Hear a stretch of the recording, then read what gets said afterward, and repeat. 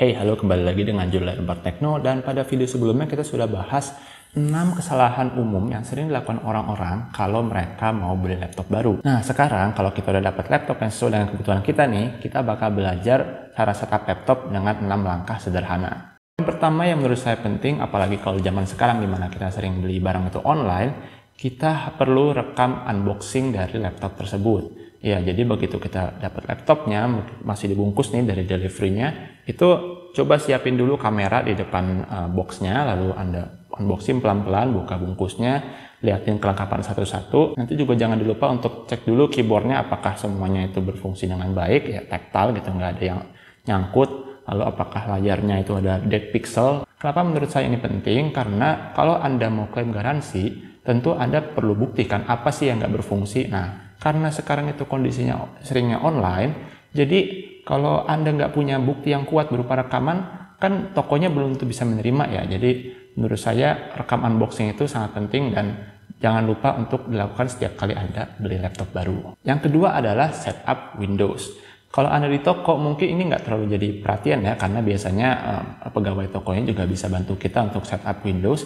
Tapi kalau Anda sendiri, ini ada beberapa langkah yang menurut saya perlu diperhatikan. Bagian pertama adalah setup region, dimana kalau saya pribadi, saya lebih suka region itu US, karena kalau saya bekerja, saya lebih suka pemecah ribuan itu pakai koma, sementara pemecah desimal itu pakai titik. Bagian kedua adalah setup WiFi, tapi setup WiFi ini, kalau laptop Anda itu mau digunakan secara bersama-sama, jadi bukan cuma Anda yang pakai laptop itu, menurut saya di skip aja, karena kalau Anda setup WiFi-nya sekarang, Anda itu bakal diminta untuk login dengan Microsoft account. Sementara kalau laptop bareng-bareng, masa Microsoft account Anda mau diakses sama orang lain, jadi pada tahu passwordnya dong. Lalu setelah itu Anda masukkan username dan password Anda, kemudian untuk beberapa laptop juga perlu ada langkah setup fingerprint. Kemudian biasanya ada list di mana Anda itu mengatur data apa saja yang Anda share dengan Microsoft. Kalau ada data yang menurut Anda nggak perlu dikirim ke Microsoft, ya bisa dimatikan lah centangnya. Yang ketiga adalah charge laptop Anda. Loh, kok charge belakangan tadi udah nyalain? Padahal kalau kita ke toko biasanya, kalau kamu charge dulu sampai baterainya penuh atau berapa jam gitu.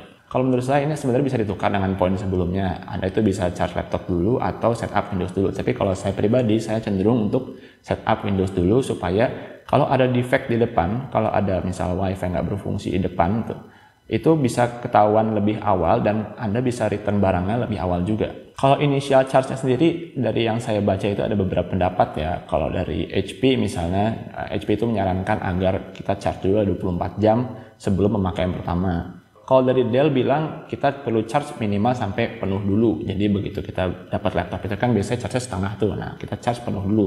Kalau kita ke toko-toko biasanya mamangnya bilang 8 atau 9 jam. Terlepas dari pendapat mana yang Anda yakini, intinya adalah kalau Anda dapat laptop baru, jangan langsung digeber, jangan langsung dipakai kerja berat, tapi di charge dulu. Ya minimal mungkin sampai penuh lah, atau saya kira 8-9 jam itu udah cukup aman lah. Yang keempat adalah update. Terlepas Anda itu beli laptop baru yang baru keluar tahun ini atau tahun lalu atau 2 tahun lalu, pasti ada driver atau update Windows yang terbaru tapi belum ada di laptop itu. Nah, inilah fungsinya dari update. Jadi Anda itu mendapatkan driver terbaru, Anda mendapatkan security patch terbaru, Anda mungkin bahkan bisa dapat Windows versi terbaru dengan cara update. Proses update ini bisa dibilang cukup lama ya. Kalau biasanya saya itu bisa habis 1-2 jam, apalagi kalau ada major Windows update. Tapi menurut saya juga ini perlu dilakukan di depan, supaya nanti itu Anda nggak terganggu kerjanya. Jadi lagi tengah-tengah kerja, tiba-tiba laptopnya panas, karena di belakang itu laptopnya mengupdate. Taunya Anda ujung-ujungnya perlu restart komputer juga, kan males ya, mending jadi dihabisin aja dulu di depan semuanya, jadi habis itu kerjanya juga tenang. Kalaupun ada update lagi paling kecil-kecil, biasanya cuma security update. Yang kelima adalah menghilangkan bloatware. Jadi kalau kita beli laptop itu biasanya kita bakal dapat software-software yang bawaan dari pabriknya, tapi kita tuh sebenarnya nggak terlalu suka. Entah itu game, entah itu software utility yang sebenarnya nggak terlalu penting, atau yang paling sering itu adalah antivirus. Kalau saya pribadi, saya udah nggak pakai antivirus semenjak 6 tahun lalu, dan laptop saya baik-baik aja, karena menurut saya Windows Defender kalau diupdate terus juga cukup oke kok untuk menangkal virus. Sementara antivirus bawaan itu udah biasanya cuma berlaku mungkin cuma sebulan, habis itu dia minta kita bayar. Belum lagi kadang-kadang juga bisa memberatkan laptop sehingga performa juga nggak maksimal. Jadi kalau saran saya, kalau Anda nemu bloatware terutama yang mengaruh banget ke performa, mending di uninstall aja. Dan yang terakhir adalah saatnya setup software-software yang penting. Menurut saya pertama adalah Microsoft Office. Ingat ya, Microsoft Office itu nggak gratis.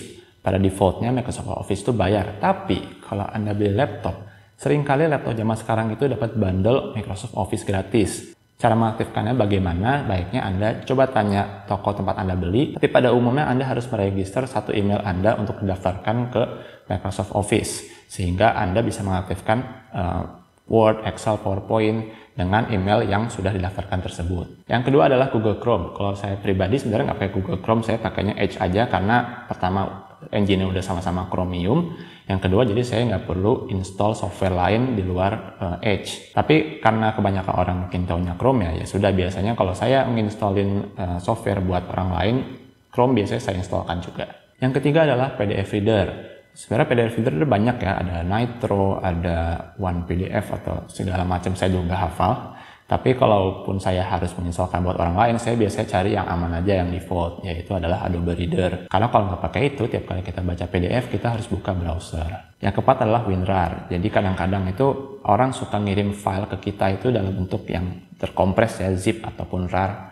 Kalau zip mungkin sudah bisa dibuka oleh Windows secara default, tapi kalau RAR belum tentu bisa.